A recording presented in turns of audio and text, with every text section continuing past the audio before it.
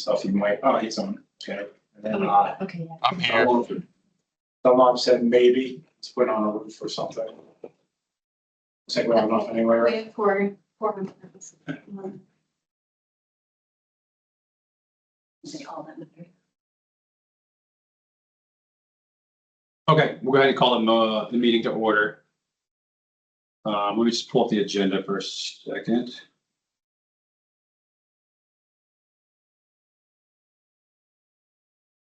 Does anybody have any additions or deletions that they want to add to the agenda today? I'm seeing no. Approval for minutes from 5/8/2025. I didn't get those two.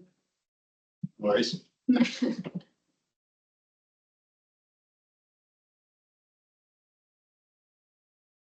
dive right into the first part of discussion is going to be entry requirements in the canine standards. And I'm going to let Rich take over from here on that discussion. Okay, so some of these we kind of have in the standards already. My thoughts are, let's just organize this and put it in its own section. So somewhere in the beginning, here's entry requirements. So basically, we have dog screening already in there in the standards. We can pull it out where it is, put it over here. The PT test, what we agreed on the last one was 2 years as a patrol officer come into the program. And the last one I could think of is oral panel or candidates who want to come in. That's my thoughts. If anybody has anything to add or take away from that, I came up.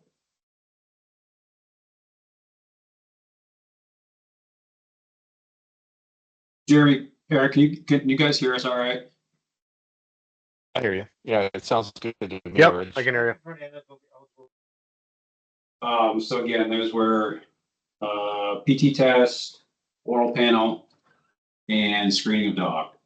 2 years as patrol officer. And then 2 years as a patrol experience, patrol officer.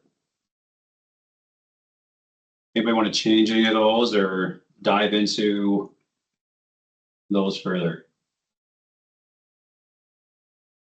Remind me if you went back to your PT standards. So we were allowed to develop our own. So we came up with one. It's basically, it's more realistic to, you know, carrying a heavy bag, simulate your dog, up over walls, through the tunnel, stuff like that. There's one trip around the academy. So they're about, I think we're averaging about 4.5 minutes. The longest one is less than 5. I think we had one over 5, but that was this first one. So we're creating a standard as far as times are concerned as well.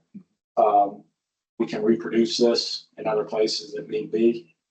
Probably won't need to do it. We'll do it here. So there's a draft document that somebody will be able to look at to tell what the PT standard is for them to. Yeah, we can provide that. That's what I was wondering actually our last meeting when we were talking about it. I figured you'd bring it up then, but you didn't. So I know what you're thinking, but yeah, we can do that. And if you want, it's an appendix in the standards. We could just dump it into that. So it'll be for that. So I just, again, like, forgive me for not being focused on just your stuff, but like this is where some of the conflicts I don't want to bubble up that nobody's thinking about. So for instance, we have a PT standard to get into the academy. There was a time when this committee was contemplating the same PT standard as the entrance to get into the academy. Then you moved to wanting to have it relevant to, you know, the actual job tasks that you're going to be doing, which is fine. But then as long as there's a written document and there's, you know, validation behind that, is there going to be the potential to waive that? And if so, by who? Yeah, well, I think our waivers are you. But I can waive council rule. right, in this, right, okay. But starting off, the whole thing when we started looking at doing the entrance thing for the academy, the whole idea of that was to get away from the old Cooper standards. Yep. With the goal of what we just put into place, Mhm. but in the interim, for that year, we're gonna do like the row or whatever the academy was doing at the time. That was just intern until we came up with it. Yeah. So basically what we did is we skipped that. We're just right to this. There's a lot of flexibility this year. It's the first year of it. Everybody who's recertifying actually doing it. So we're gathering the information on difficulties and stuff like that. But as far as the written document, absolutely. And if we should dump that in onto the standards itself, we can. Yeah, easy enough to do. Playlist reads, but don't need to. Remember. Right. As the canine standard, that's what we discussed last time too. So I don't think you guys are even part of it or something. Yeah, the VCJC permits the canine committee to design and define the annual PT test to best fit the needs of the remote police canine program. The VCJC will not require approval of the specific test to be administered, thereby allowing the canine program to administer the test as it sees fit and make modifications as necessary. The elements of the test will include, but are not limited to, running, carrying, climbing, and agility. That already passed. This is why she keeps track of what I can't remember. We did discuss this at the last meeting, but. Yeah. It seems so long ago. Yeah, a lot going on.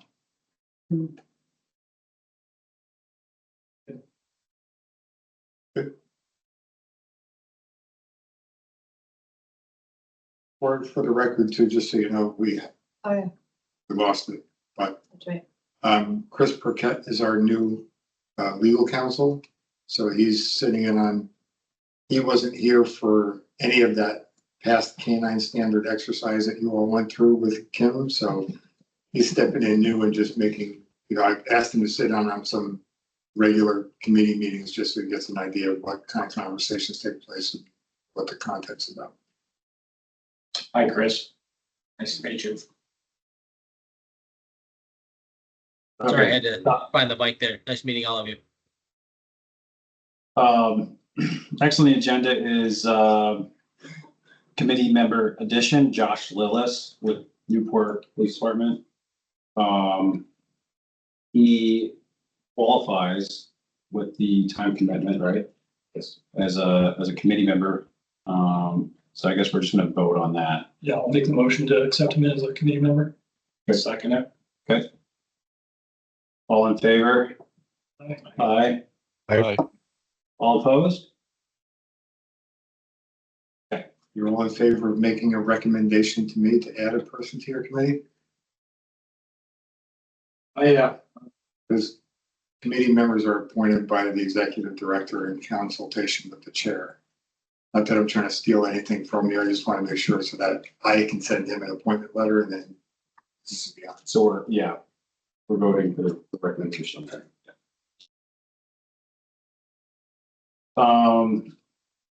The next is just succession planning, open discussion about the canine position, the head trainer.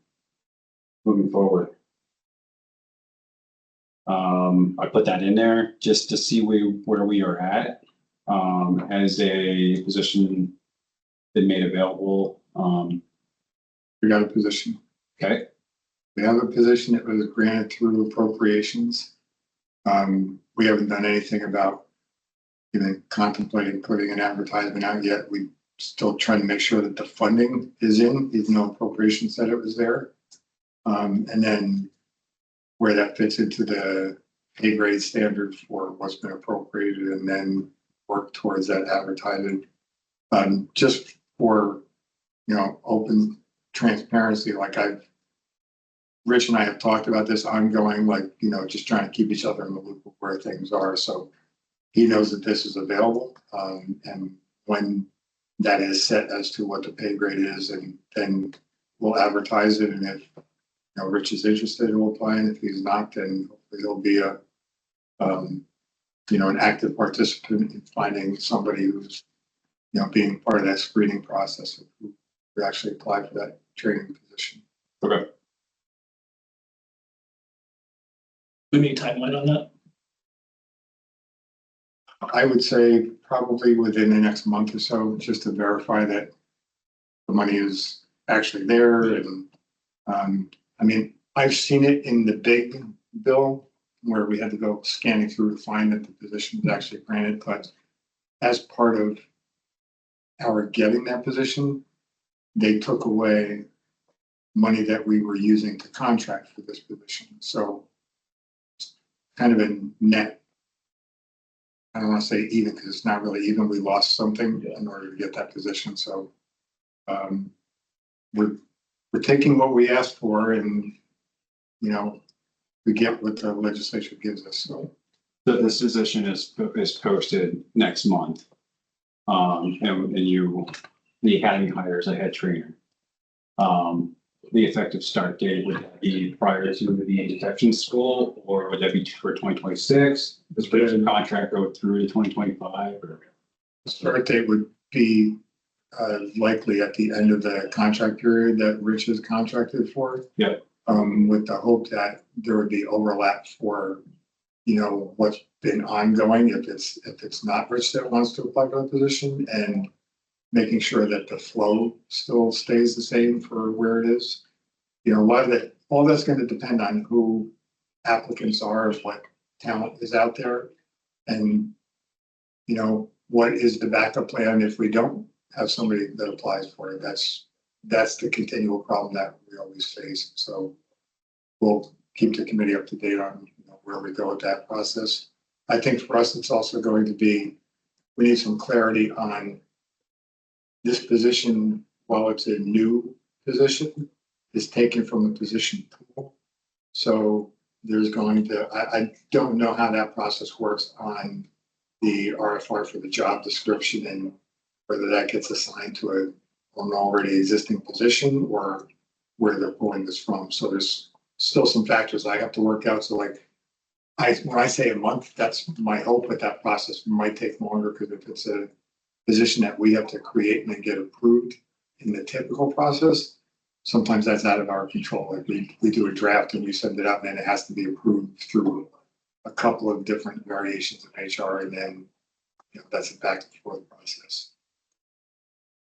So as soon as we'll start working on it, but I can't really give you a specific timeline. and Rich's current contract position carries to the end of the fiscal year or the calendar year? Calendar. Okay. Worst case, so would apply for the job, would you guys renew his contract? That'd be the next step, you think, or, That there is no money for contracting. Yeah, they eliminated that when they made the position, so that money that we would have potentially done that is now replaced by a position, so. And for transparency's sake, this isn't relative to any level of criticalness, for this position. Like, we had a contract for the last two classes with O2X who've been doing PT stuff for, the academy class full time. Had somebody on site, making sure that officer wellness is a major priority for us, and we're reducing workman's comp claims for people long term, and that money is gone. We couldn't even get them to bite on that. So there's a potential of maybe some funding, but when I say that, like, it's not anything that I even consider, because we did make an additional request of the funding that we need to run this outside of what we're allowed for in our budget. But my understanding of that process is that ends at the end of the fiscal year for the state, when they look at revenues that come into the state, and if they're better off than they anticipated, then they take in order of what they feel is relative to importance to them, and then they fund positions that, or not positions, but efforts that people from different departments have asked for. So not having ever gone through that before, I don't know where, if anywhere, will lie on that. So I don't want to count on something like that being a potential. We're all about what's next here, but there's never answers provided. So.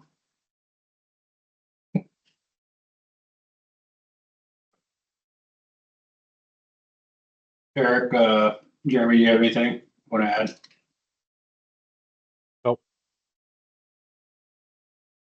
Nope, not at all.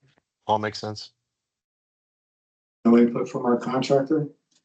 What's that? No input from our contractor? Not that I want to put him on the spot. I'm always giving input. What do you want me to give me input on? Yeah, I think the important thing for agencies and departments is stability. So, you know, what we're trying to plan for our fiscal year, 2026 now, is making sure, like, when we do purchase a dog, which is usually the first thing you do, you're getting a handler, is make sure the school is available, which we know with this contract position, it's running through the calendar year, there's gonna be a detection school still, it's already posted.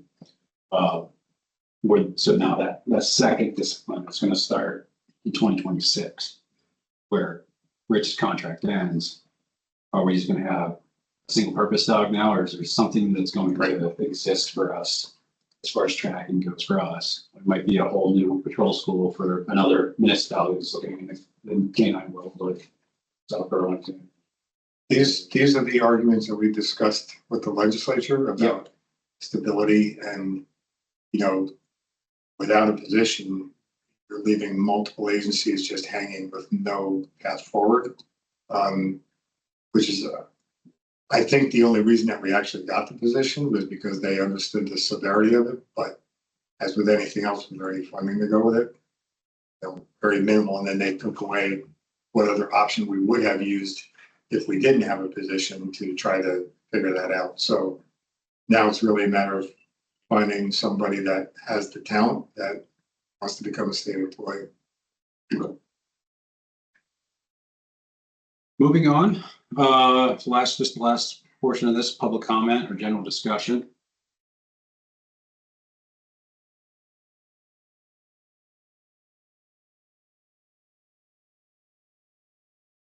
Rich? Anything? No, got nothing. Lindsay, or Think I have anything else? You know, if something pops up that is informative to you guys, I mean, I'll shoot that out in an email to the committee just so you know where I'm at or where I'm finding information out of bits and pieces. You know, I asked for support from other state entities. I have sought out funds from other state entities to help supplement this program to continue what we're doing. The best I was able to garner was a written letter of support with no funding. And that's even compared to some agencies that would benefit by seeing this going forward and actually save money in the long run. But those are the kind of struggles that are just one of the many that we deal with here. If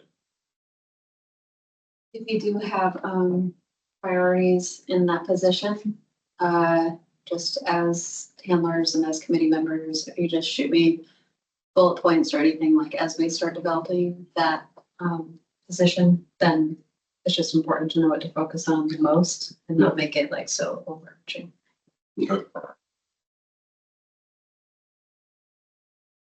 I have nothing else, so. Mark, you good? I'm good. Okay. Motion to adjourn? Sure. Second. All right. Thanks, guys. That was quick. What? Short and sweet. That's quiet. Wait, reaction. We gotta finish, maybe. No, what time is our meeting?